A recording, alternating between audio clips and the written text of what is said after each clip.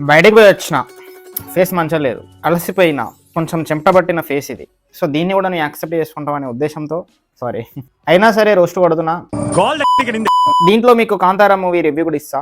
First of all రోస్టింగ్లోకి పోతే ఇక వీడు సోది లేకుండా ఒక్క ముక్కలో genuine review, genuine public talk. అరే సోది లేకుండా అని 11 నిమిషాల 47 సెకండ్ల వీడియో. మానవత్వం ఉందా, బుద్ధి ఉందా, బుర్ర ఉందా? 3 నిమిషాలలో చెప్పొచ్చురా. ఎందుకు నీకు ఏసి పట్టుకు 4 నిమిషాలలో టమాటాలు ఇచ్చేవచ్చురా. ప్రమోషన్ కూడా మింగొచ్చు. చాయ్ షాట్ ఫర్ ఇట్స్ గ్రాండ్నెస్. సో వీన్లాగా 12 నిమిషాల వీడియో చేసి సోది లేదంటావేంట్రా ఒక సినిమా మీద? సోదికి బ్రాండ్ అంబాసిడర్ రా నువ్వు. ఏదో వీడియోకి 30 నిమిషాలు చెప్పిండు. ఇంట్లో కూడి పెట్టడం బొకరా. అంత ఓపికేంట్రా నాకు 8 నిమిషాల వీడియో ఫినిష్ చేయాలంటే? నీ అమ్మ దిమాగ్ ఖరాబ్ అవుతుంది. నా బాధ ఎవరితో చెప్పుకోనమ్మా. ప్రతి దాంట్లో ఇట్లా ఎక్స్ప్రెషన్ పెడతాడు, యేసు ప్రభు పెట్టినట్టు.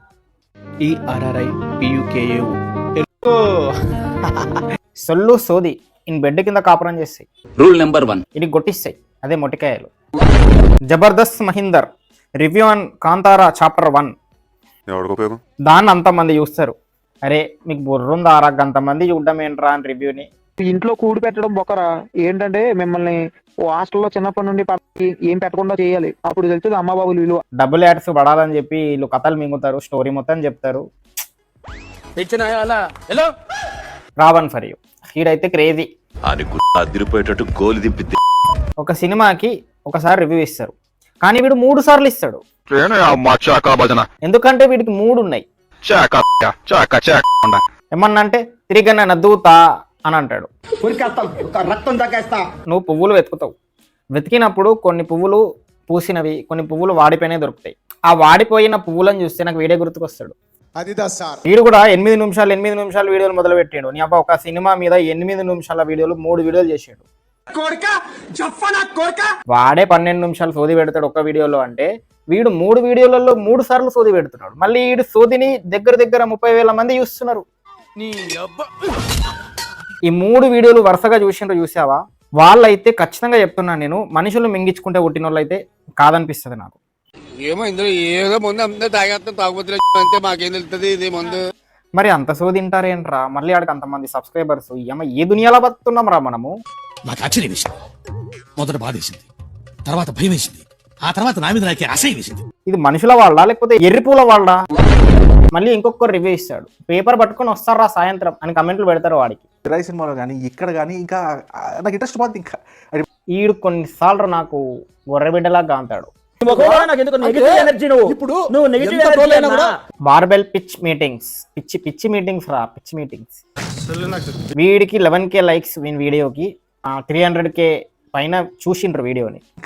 ఇప్పుడు బ్యాట్‌మ్యాన్ వర్సెస్ సూపర్ మ్యాన్ లో కూడా క్రిప్టోనైట్ ఏదో ఉంటుంది, మరి అలాంటిది ఇక్కడ ఏదైనా తీసుకురావాలి వీళ్ళు. అరే పక్కా చెప్తున్నా, వీడికి భగవంతుడి ఓరా అనేది థియేటర్లో కనిపిస్తుంది అంటే ఇంట్రెస్ట్ పోతుంది అంటే వీడు అసలు బర్రెబిడ్డ. బ్యాట్మెన్ ఏంట్రా? బ్యాట్మెన్ ఏంటి?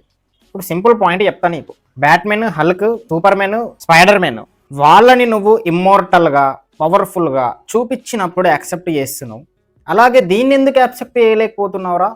అది కూడా ఒక ఫ్యాంటసీ వరల్డ్, ఒక డ్రీమ్ వరల్డ్ సినిమా, నిజం కాదు అది. But at the same time ఇక్కడ కూడా నువ్వు నిజం కాదు అని ఫీల్ అయినప్పుడు నువ్వు దాన్ని తీసుకున్నట్టు దీన్ని ఎందుకు తీసుకోవరా?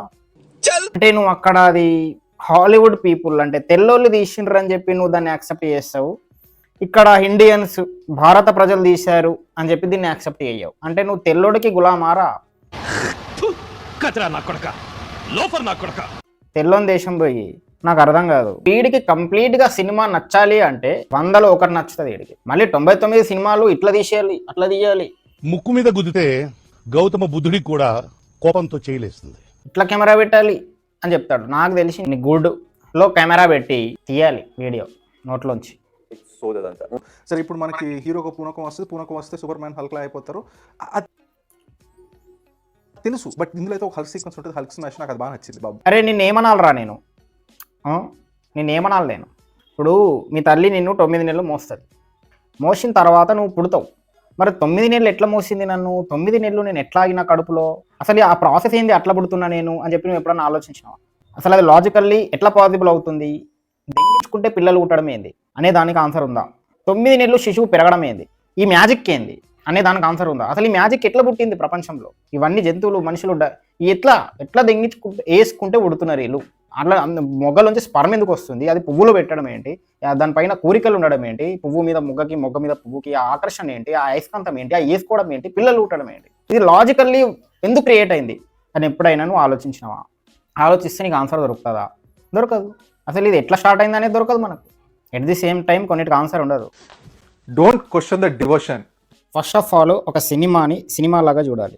దాన్ని తీసుకెళ్ళి రియాలిటీకి కనెక్ట్ చేసి చూసావు అనుకో బాగుంటుంది. నిజంగానే నాకు కూడా బాగుంటుంది, అట్లాంటి సినిమాలే ఇష్టం. కానీ కొన్నిసార్లు ఫ్యాంటసీ వరల్డ్ని లింక్ చేసినప్పుడు కూడా లాజిక్లు ఎత్తుకొద్దు. 100% లాజిక్తో సినిమా తీయాలి అంటే అది ఇంపాసిబుల్. అలా అయితే మనం ఫైట్ క్లబ్ సినిమా అట్లాంటివి చూడాల్సి వస్తుంది. ఆ సినిమాలు ఎవడైనా చూస్తాడా? ఇక్కడ ఎప్పుడు చూడాడు. ఆడు ఎంటర్టైన్మెంట్ కోసం పోతాడు సినిమాకి. ఎంటర్టైన్ అయ్యాడా లేదా అదొక్కటే ఇంపార్టెంట్ మనకి. ఇంకా మిగతాదంతా మనం వెతకొద్దు. వెతికితే వేస్ట్. మూసుకొని ఉన్నామంట. వీడిని వేసే ముందు కాంతారా రివ్యూ చెప్తా. సింపుల్ రా. సినిమాలో హీరో పర్ఫార్మెన్స్ అవుట్ స్టాండింగ్ ఉంటుంది. హీరోయిన్ ఎందుకుంది జస్ట్ పొయ్యడానికే పట్టారా అన్నట్టు ఉంటుంది. బట్ క్లైమాక్స్ లో అర్థమవుతుంది, అరే ఇది రా మెయిన్, ఆయనేరా మెయిన్ విలన్ అన్న టెంప్లెట్ పడుతుంది. కొంచెం షాక్ అయ్యా. అండ్ మధ్యలో అక్కడక్కడ కొంచెం ల్యాగ్ అనిపిస్తుంది.